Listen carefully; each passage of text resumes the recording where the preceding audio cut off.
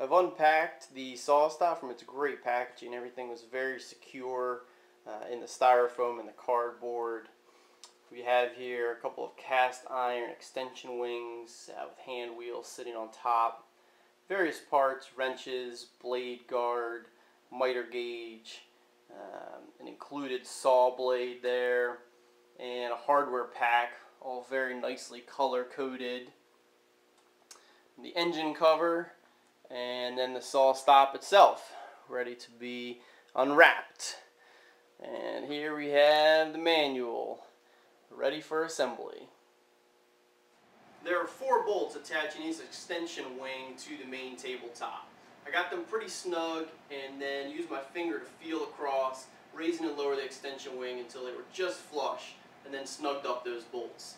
I pulled out my straight edge to check and see how flat the tabletop was, and I found it to be at about 2 to 5 thousandths of an inch, which I think is pretty good. This left extension wing has a bit of a rise in the center of a couple thousandths, and the right hand one is more flat. I'm pretty happy with that for now, so we'll be moving on to the next step. Well, I've reached the point of the manual that says, "Congratulations, you've assembled your saw." We've got the blade guard assembled, the switch attached, hand cranks assembled and attached, tool accessory around the side here.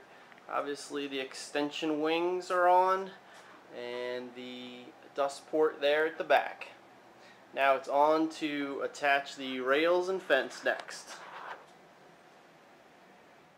I've unboxed the fence, and once again Sawstop has included awesome packaging.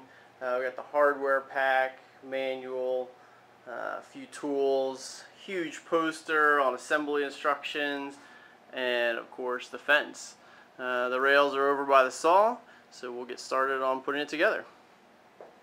I've now attached the front and the back rails and also rechecked for level as I tightened up each of the nuts. Still looks very good. A couple thousandths of an inch is about the most I could find. And so we're moving on to the next step, which is installing the mobile base. I got the mobile base fully installed, which is a little bit of a pain. You'd have to tip the saw up onto the rails to reach underneath, install some parts under there, then tip it back down and install the other 2 wheels on the outer edge. So let's give it a whirl, see how it works. Pressing down on the pedal lifts the whole saw up, and we can wheel it around, I would say pretty easily.